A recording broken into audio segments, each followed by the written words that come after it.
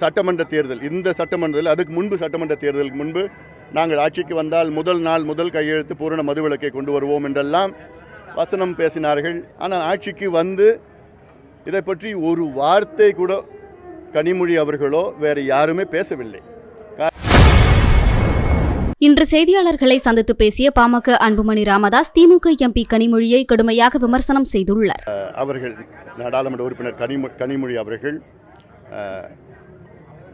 கடந்த காலத்தில் எதிர்க்கட்சியாக இருந்த நேரத்தில் டாஸ்மார்க்கை எதிர்த்து எத்தனையோ போராட்டங்கள் நடத்தினார்கள். அது நியாயமான முறையில் நடத்தினார்கள்.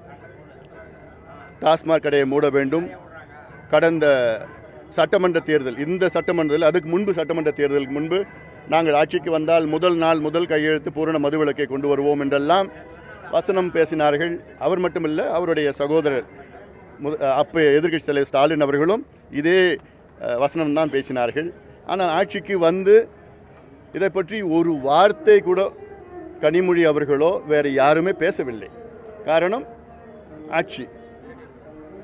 அப்போது ஆட்சிக்கு வருவதற்கு முன்பு ஒன்று பேசுவார்கள். அதாவது நான் சொல்கிறது, திமுக ஆட்சி வருவதற்கு முன்பு 505 வாக்குறுதியில் கொடுத்தார்கள், நாங்கள் இந்த 5 ஆண்டு காலத்தில் நிறைவேற்றுவோம் என்று. ஆனால் இதுவரை வெறும் 66 வாக்குறுதியில் மட்டும்தான் நிறைவேற்றியிருக்கின்றார்கள். அதில் எண்ணிக்கையில் பார்த்தீங்கன்னா, இப்போ விழுக்காட்டில் பார்த்தீங்கன்னா வெறும் 13% தான். அப்போது வெறும் 13% அவங்களுடைய வாக்குறுதியில் முழுமையாக நிறைவேற்றியிருக்கின்ற திமுகவுக்கு மக்கள் நிச்சயமாக மீண்டும் வாய்ப்பு கொடுக்க போகிறது கிடையாது. அதே போன்ற வாக்குறுதி தான் கனிமொழி அவர்கள் சொல்லுவது.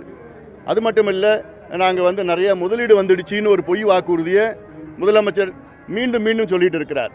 அதுக்கு ஒரு புத்தகமே நான் போட்டிருக்கிறேன், ஒரு ஆவணம் போட்டிருக்கிறோம், திமுகவின் பொய் முதலீடுகள் என்று. அதாவது 11,32,000 கோடி தமிழ்நாட்டில் புரிந்துணர்வு ஒப்பந்தம் நடைபெற்றது, கையெழுத்து, மெமரண்டம் ஆஃப் அண்டர்ஸ்டாண்டிங் தான், MOUs. அது முழுமையாக வந்துடுச்சின்னு முதலமைச்சர் அவர்களும் தொழில் அமைச்சர் அவர்களும் நிதி அமைச்சர்களும் தொடர்ந்து போய் சொல்லிட்டு இருந்தாங்க, முழுமையாக வந்துடுச்சின்னு. அதன் பிறகு நான் கேள்வி கேட்டேன்.